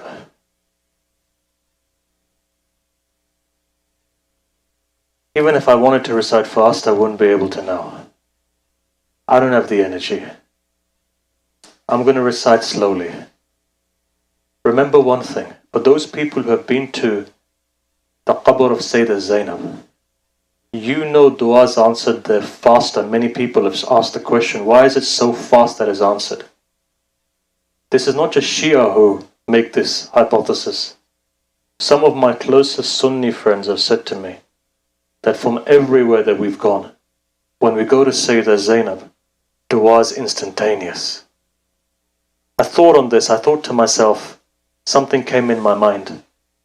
When a daughter goes to her father and she says, Father, do something for me, father forgets his own wants and he fulfills his daughter's. When you go to Sayyidah Zainab, or when you take the wasila, then you go to Amir al-Mu'mineen. She comes, she says, Father, one of your Shia has come to me. At that moment, what do you see? What is the father going to do? He's going to say, daughter, tell me what it is. Today as you sit here, know one thing. The only silah that you have in front of Allah are your tears. Hayf is today if a person comes and their dua is not answered or their connection is not fulfilled. Don't think today that we're just sitting here. Today when any masaib, musibah of Sayyidah Zainab is recited, all of the imams come. But look, let me say one thing to you. Perhaps it's a good thing that the lights are switched off. Because today who knows what mother is sitting where to take the condolences of her two sons.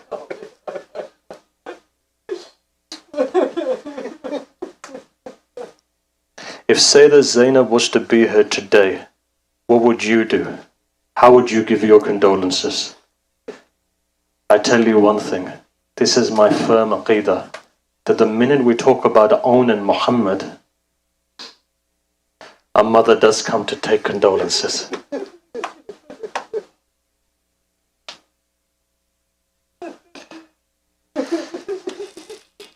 But look, I want to start from the beginning, and I'm going to recite quietly. Fathers, this is going to be more painful for you than any mother. You know why? Because you know the relationship that you have with your daughter. Shall I tell you the relationship Amir al-Mu'mineen had with Zainab?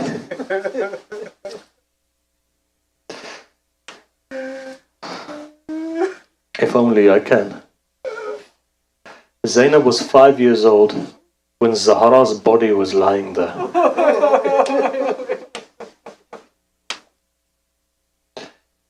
Amir al-Mu'mineen fulfills the rights of Zahra. He takes her and he puts her in the grave. As per our wasiya, he sits down and recites the Quran. After reciting the Quran, they say Amir al-Mu'mineen wants to stand up. In the tradition it says he was only 33 years old. As he tries to stand up, Hadith says his knees begin to shake and they give way. Ali falls back into the grave. A man like Ali falling made him embarrassed. Why? Because he's that man who's the victor of Khaybar and Badr and Uhud and so forth. Salman was standing up there. He just says one thing. He says, Ali, we've not seen you fall in Khaybar like this. What makes you fall like that? One marja once said, he said that when Ali was in this state, he couldn't make eye contact with anyone out of the grave because he felt embarrassed. But more so, he knew that there were two sons standing there. One was 8 and one was 7. He knew his sons were watching him. First time he tries to get up, he collapses. Second time he tries to get up, he collapses. So third time when he tries to get up, he holds the wall of the grave. Tries to lift himself up. His knees start giving way. Without knowing, from inside a voice comes. You know what that was? Ali says something. He says, Zainab, come to me, my daughter. Your father's feeling weak today.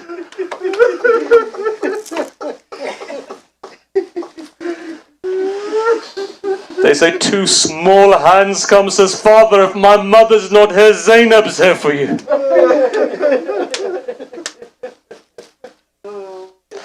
Bond between Amir al-Mu'mineen and Zainab you won't understand. If I had the ability to tell you, I would do. In the custom of the Hijazis, when a daughter would get married, her mother would take her and take her to the house of her husband. They say the day that came for Zainab to get married, she was standing next to the door alone, and an old father was standing behind with tears in his eyes. At that moment, Hassan and Hussein came forward, grabbed the right arm and grabbed the left arm. At that moment, a promise was made by Abdullah bin Ja'far, and that promise was this. He said to his uncle, if ever Hussein goes to Karbala, then I'll let Zainab go as well. If Hussein ever goes to Iraq, then I'll let Zainab go as well. Right? Moving forward quickly, look, I can't recite everything, but I'll get to one part. That part is this. Kufa comes. Kufa. Amir al-Mu'mineen is on the pulpit. Fathers, you can relate to this. Amir al-Mu'mineen sees Imam Hassan. He says, Hassan, go to Medina and bring my daughters. Why? Because I'm missing my daughters. Hassan goes. He says, when he gets to Mahalla Bani Hashim, and he says to the daughters, your father's missing you. One daughter, Aqila Bani Hashim, stands up and she says, I miss my father more. Mahmal, everything is prepared. All of the entire Hamla begins to move. Imam Amir al-Mu'mineen says something. Imam Hassan goes on the boundaries of Kufa. The camels come to a stop. Imam Hassan goes in. Amir al-Mu'mineen is in Masjid al-Kufa. He goes in, he says that your daughters are here. You know what he says? Alayka bil-layl, sun, night time. Don't come in yet. My ghaira doesn't take it that my daughters come in at daytime. Then he gets on the mimbar, he says, Ahle Kufa, my daughters are coming, understand who they are, go in your houses, whatever happens, don't come out. Amir al-Mu'mineen at night time goes. As he goes forward, he sees that Imam Hassan was holding the reins of the camel of Sayyidah Zainab. He comes forward, he says, son, do you give me the ijazah to take the camel from you and to take my daughter myself? Father, she's your daughter? Goes, grabs on. As he grabs on, he begins to walk. At that moment he stops. He says, Zainab, undo the curtain. Zainab, look, this is the boundaries of Kufa, Zainab.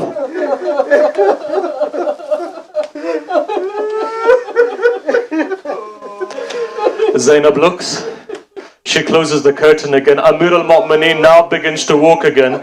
Comes forward, he says, Zainab, now look, Zainab, this is the first street of Kufa.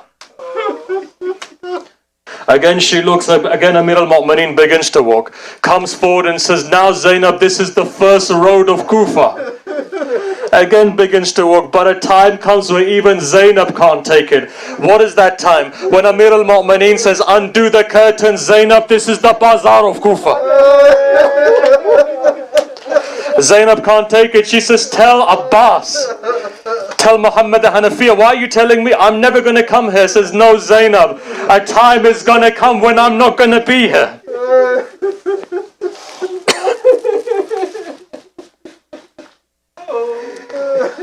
Allah bless your tears.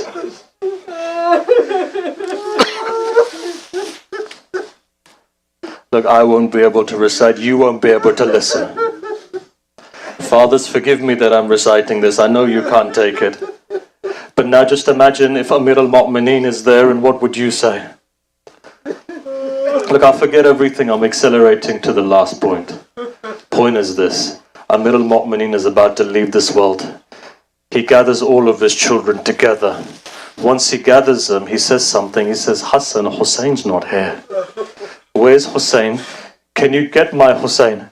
Imam Hassan goes into a hujra. There was a small room there. What does he see? Hadith says that Hussein was sitting there. Have you ever seen a baby cry? When a baby cries and it starts choking on its tongue is out of its mouth and it's choking on its tongue.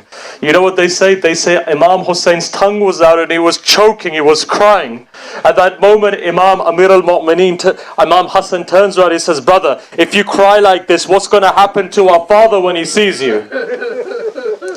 Father's calling you. Imam Hussein gets up. Imam Hussein gets up, he goes towards Amir al-Mu'mineen. He says, Imam says, son, Hussein is going to be okay.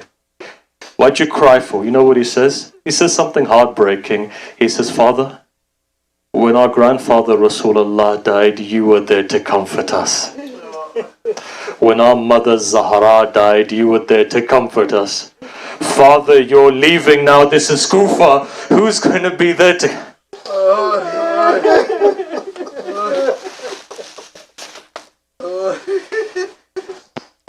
Hussein, this time will pass. La yawmika ya Aba Abdullah. This time will pass. This time, Amir al-Mu'mineen is telling all of them, don't worry, calm down, this time will pass. Eventually a time comes where even Amir al-Mu'mineen can't take it. You know what that time was? When Sayyidah Zainab came in, she began to cry. Amir al-Mu'mineen began to cry. A daughter's pain he couldn't take. They say there was something weird happened at that stage. In the way that Rasulullah had his head on the shoulder of Zahra, in the same way Amir al-Mu'mineen had his head on Zainab. He whispers something into her ear. I looked everywhere to find what that whisper was. I looked everywhere until one mujtahid told me, he said, go to this place and see, I can't say it for you. I went and saw, you know what it said on there? It said this, the most painful moment for Sayyidah Zainab was this, when the Bazaar of Sham came. When the Bazaar of Sham came, they say Sayyidah Zainab sat on the door, she didn't go forward. People were chucking stones at her, she wouldn't go forward. Women chucked hot water, she wouldn't go forward. Shimmer came, he lashed her on the back, she wouldn't go forward. One imam walks forward, says, Aunt, what's happened? Are you startled? Why don't you go in for? She replies, she says, son, I'm not startled. Says, why? Says, I haven't gone in for one reason. Says, what is it? Says, the night my father was leaving this world. Says, the night my father was leaving this world. He says, Zainab, a time is going to come. That time is going to be this. You'll see Bazar-e-Sham is going to be there. Zainab, that time is going to be painful. Daughter, don't worry at that time. Wait for me, Zainab. I'll come and I'll come with you. Says, I'm waiting for my father to come. He said to me 25. History doesn't say what happened, but an old lady stands up and says, Assalamu alayka, Ya Amir al-Mu'mineen.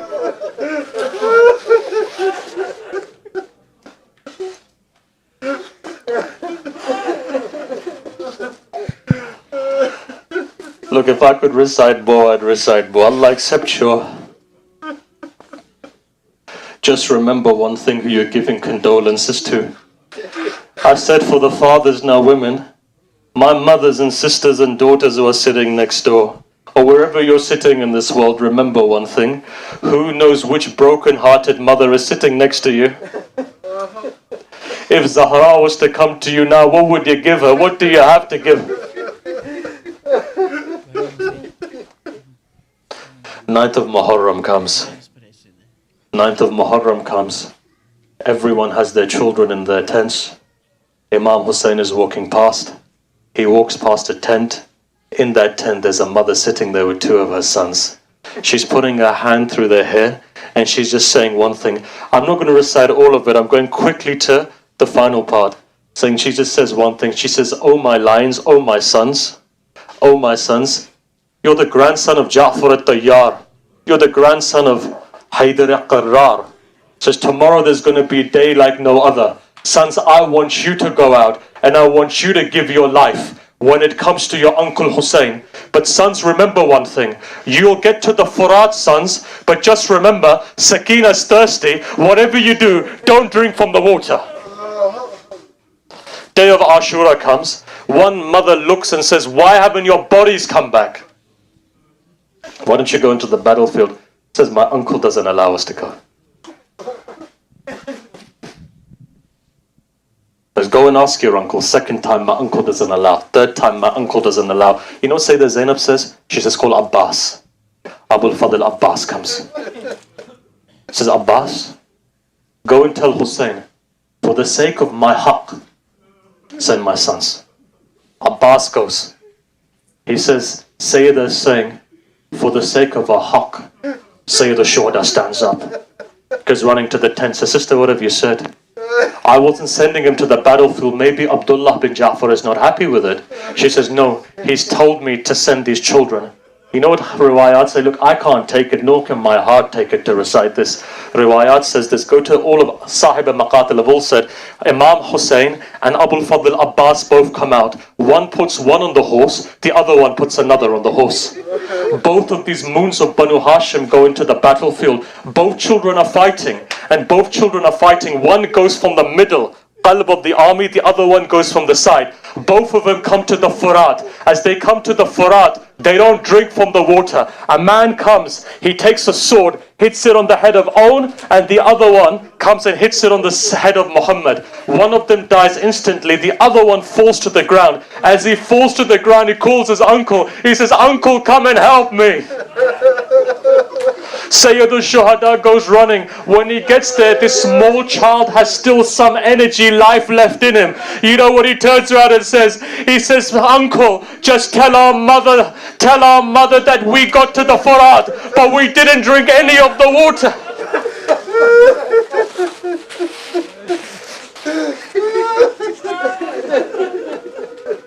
Two bodies are brought back. One carried by Abu Fadl Abbas, one carried by Imam Hussein. Look, you can't take it, I'm not going to recite it anymore. All I'll say is this. All the women, Hashimi women come and they give their condolences. One woman hasn't come out, and that woman is the mother. Imam Hussein turns around and says one thing. He says, where's Zainab?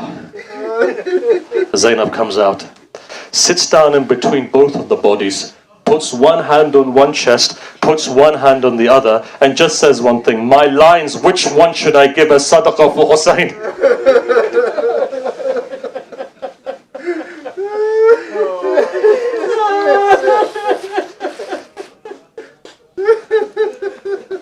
"11th of Muharram comes. All the heads are cut. All the heads are lifted on a spear. This caravan of love is leaving. Sayyidah Zainab one by one goes to the grave, goes to the body of Imam Hussein, goes to the body of Abu Fadl al-Abbas. All the women go to the body of their children or their husbands. They say two bodies, cut bodies, are left on the side. Nobody is going there. Zainab is still a mother. As she walks past, she doesn't look at the body, but she closes her eyes. She didn't want to show weakness. She closes her eyes and she clenches her fist. And she gives wida to her son under her breath. She says, "On in Muhammad wida," and she begins to go. Tradition says that she comes from Kufa to Sham. When Sham comes in, Yazid allows for everyone to go. All the heads are brought back. One first head that's brought back is this. A small baby's head, 6-month-old head was brought. One mother goes up, grabs the small head. Another head comes. That was the head of Ali Akbar. And so one by one, all heads are coming. They say that when Hussein's head comes, Sayyidah Zainab goes, takes that head. That two heads were there. The women of Sham were saying, is the mother dead of these two children? Fidda gets up and says, don't say that. They're the heads of...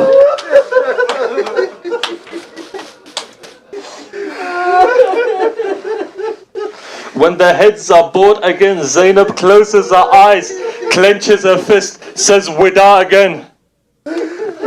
This caravan now goes back to Karbala, comes to Karbala. What happens there? She goes and she chucks herself on the grave of Hussein.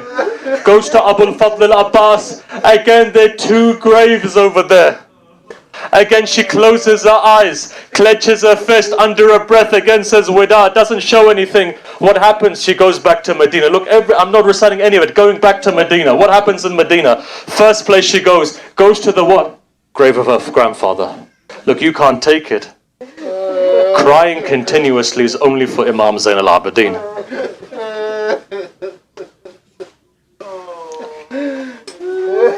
You have sons as well. Mothers now who are listening to this now feel this. You've got sons, you've got daughters, and if you don't, then you've got nephews, you've got younger children in your households. Just feel this for a minute when I say this. She goes to the grave of her mother Zahra, the grave begins to shake. I'm not going to recite what happened, you won't be able to take it. A message comes that Abdullah is calling. You know what happens? This is what happens. She goes and she sits outside of the house. Abdullah wasn't home. When Abdullah sees his wife, he doesn't recognize her. He says, "Oh, old woman, why are you sitting outside my house for?" She says, "Abdullah, recognize me. I'm Zainab." When he looks up, she raises her hands. When she raises her hands, Abdullah collapses. She says, "Abdullah, why do you collapse for?" Says, "Zainab, tell me, these marks on your hands, how did these..."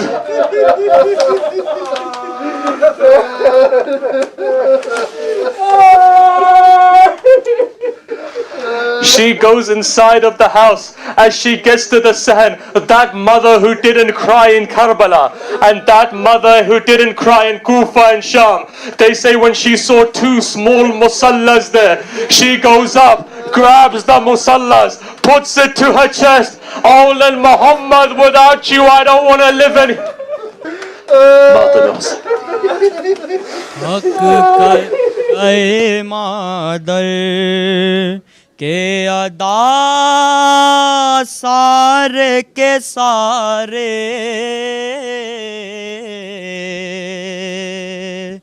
حق کر گئے مادر کے ادا سارے کے سارے ماموں پہ فدا ہو گئے زینب کے دلارے حق کر گئے مادر کے ادا سارے کے سارے حق کر گئے مادر کے ادا سارے کے سمجھاتی تھی بچوں کو بڑے پیار سے زینب سمجھاتی تھی بچوں کو بڑے پیار سے زینب بھولے سے نہ جانا کبھی دریا کے کنارے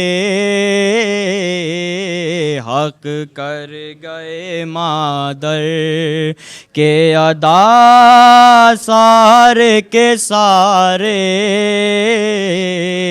حق گئے مادر کے ادا سارے کے سارے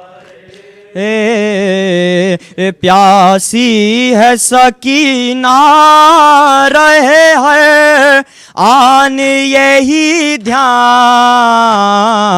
پیاسی ہے سکینہ رہے ہے آن یہی رے پانی کا تصور نہ ہو ذہنوں میں تمہارے حق کر کے ادا سارے کے سارے حق کر گئے مادر سارے رے گھوڑوں سے گرو بھی تو صدا رن سے نہ دینا گھوڑوں سے بھی تو صدا رن سے نہ گھوڑوں سے گرو بھی تو صدا رن سے نہ دینا دیکھو میں خفا ہوں گی جو ماموں کو پکارے حق کر گئے کے ادا سارے کے سارے حق کر گئے مادر کے ادا سارے کے سارے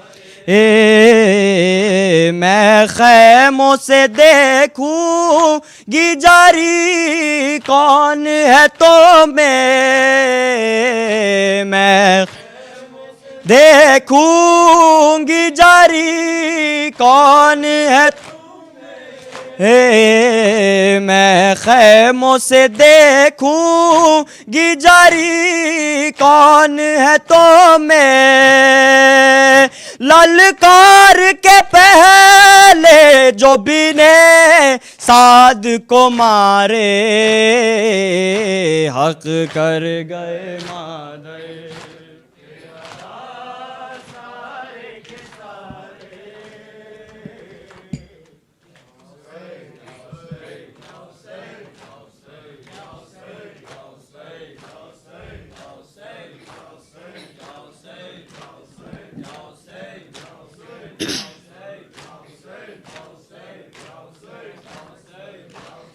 کرتے ہیں ماتم حرم عباس کا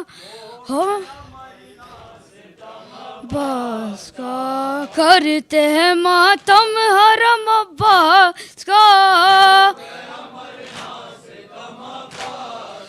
کرتے ہیں ماتم حرم عباس کا لٹ گئے آل محمد کے گھرانے والے لٹ گئے آل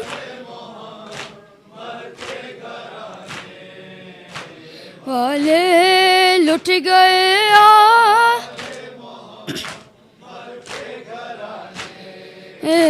والے لٹ گئے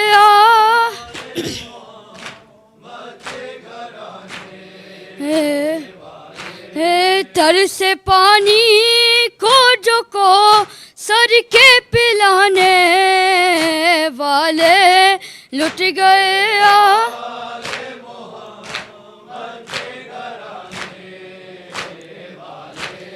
ہو گئی شام انہیں شام کے بازاروں میں ہو گئی شام انہیں کے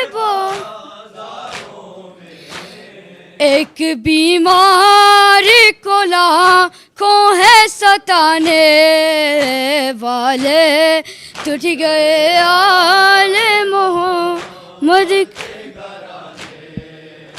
والے زیر آل محمد کے گھرانے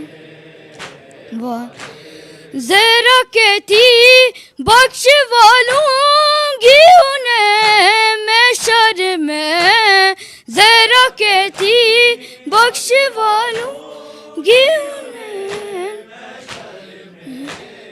جو میرے لال پہ آنسو ہے بہانے والے لٹ گئے آل محمد والے لٹ گئے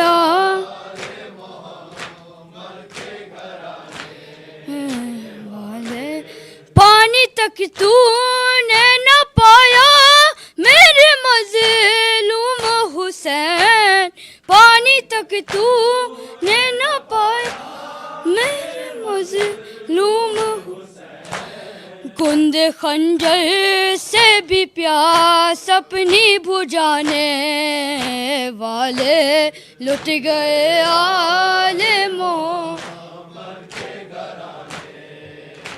والے لٹ گئے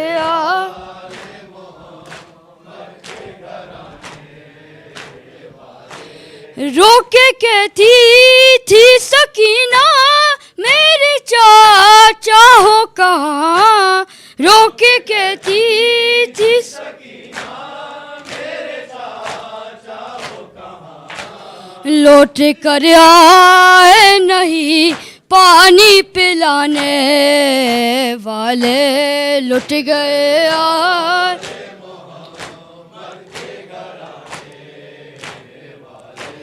بولی زینب جو گری خاک پہ تصویر رسول بولی زینب جو گری خاک پہ تصویر رسول چل بسے یاد بنا نہ کیا دلانے والے لٹ گئے آل محمد کے گھرانے والے لٹ گئے آل محمد کے گھرانے یا حسین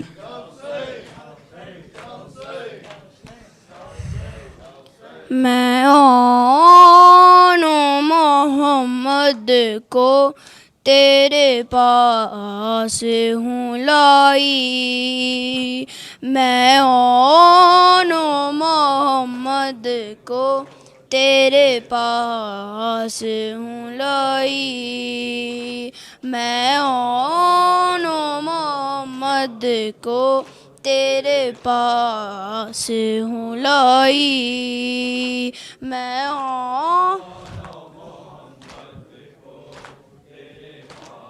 سے ہوں لائی اور دامن دکھیا میں نہیں کچھ میرے بھائی میں آن و محمد کو تیرے پاس ہوں لائی میں آن و محمد کو تیرے پاس ہوں لائی قربانی میں کرتے میرے بھیا میں تم ہی پر بھیا میں تم ہی پر ہاتھوں میں اگر ہوتی میرے ساری خدائی میں آن و محمد کو تیرے پاس ہوں لائی آن و محمد کو تیرے پاس ہوں لائی قربانی کو دو لال ہیں بھیا میرے حاضر بھیا میرے حاضر یہ عرض میں کرنے کو تیرے پاس ہوں لائی میں آن و محمد کو تیرے پاس ہوں لائی میں آن و محمد کو تیرے پاس ہوں لائی اے بھائی یہاں خون سے چراغوں کو جلاؤ چراغوں کو جلاؤ ظلمت سے اگر لڑنی ہے صحرا میں لڑائی میں آن و محمد کو تیرے پاس ہوں لائی میں آن و محمد کو تیرے پاس ہوں لائی حیدر کا لہو ہے یہ بجھا سکتا ہے پل میں بجھا سکتا ہے پل میں دشمن نے جو اسلام کو ہے آگ لگائی میں آن و محمد کو تیرے پاس ہوں لائی میں آن و محمد کو تیرے پاس ہوں لائی قربانی میں کرتی میرے بھیا میں تم ہی پر بھیا میں تم ہی پر ہاتھوں میں اگر ہوتی میرے ساری خدائی میں آن و محمد کو تیرے پاس ہوں لائی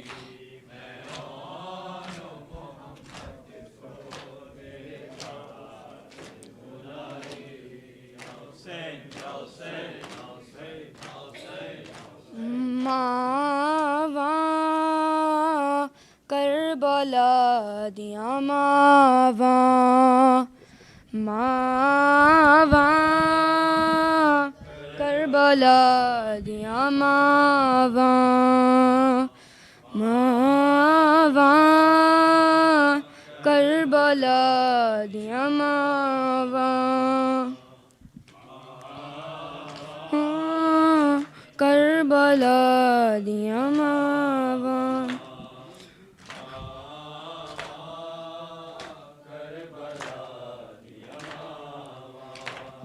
پتراں دیاں لاشاں دے ٹکڑے رہیوں لب دیاں وچ سہراواں ماواں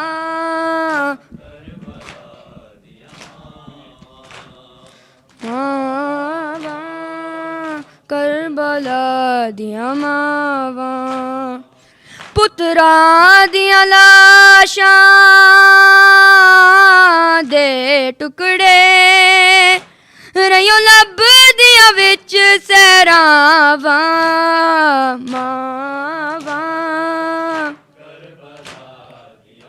ماواں ماواں کربلا کربلا دیا ماں آکے ماں قسم دی ماتے احسان کری دیر تئیں لڑدا روی تیرے ٹکڑ مطابق ودنیا نے میرے ویر حسین دی ساواں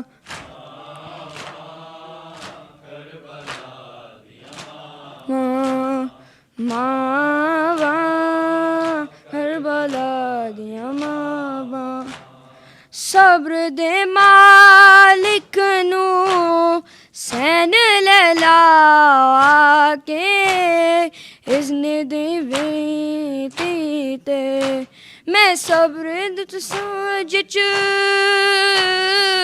اکبر دے سینے چو سانگ ہٹاواں ماواں کربلا دیا ماواں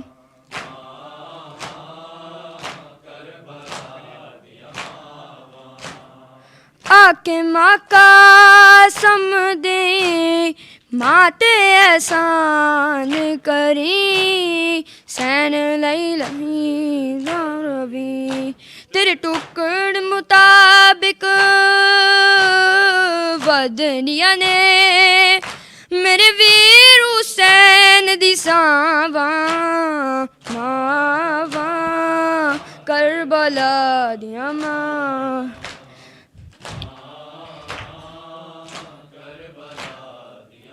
ماواں جدو قیدی ہو کے لائیاں مقتل چو میں نے زینب کیتا رنگ لش آول ماواں نا ویکھن کتے رک نہ جاون ساواں ماواں کربلا دیا ماواں ماواں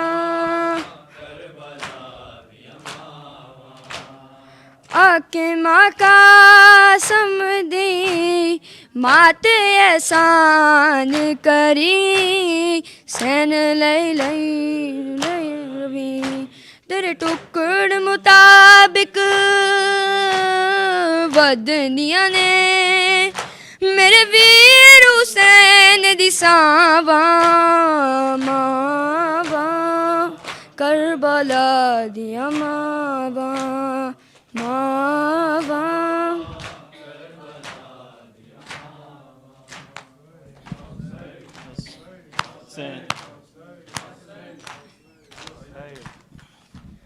السلام علیکم ابا عبداللہ السلام علیکم ابن رسول اللہ السلام علیکم ابن امیر المؤمنین وابن سید الوسیین السلام علیکم ابن فاطمۃ الزہرا و سیدۃ النساء العالمین السلام علیکم ابن خدیجۃ الکبریٰ ام المؤمنین السلام علیکم یا ابو الفضل العباس یا ابن امیر المؤمنین السلام علیکم ورحمۃ اللہ وبرکاتہ السلام علیکم یا غریب الغرباء السلام علیکم یا معین الضعفاء والفقراء السلام علیکم یا شمس الشموس ایہا المدفون بارض طوس السلام علیکم یا سلطان یا ابو الحسن یا علی ابن موسی رضا السلام علیکم یا معصوم خم السلام علیکم یا شہداء کربلا جمیعا ورحمۃ اللہ وبرکاتہ السلام علیکم یا صاحب العصر والزمان الامان الامان الامان من فتنة الزمان شریک القرآن کعبۃ الایمان امام الانس والجان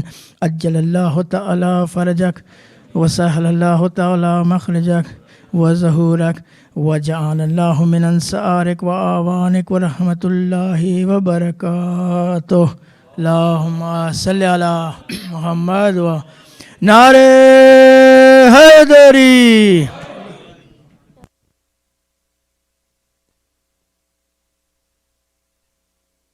What?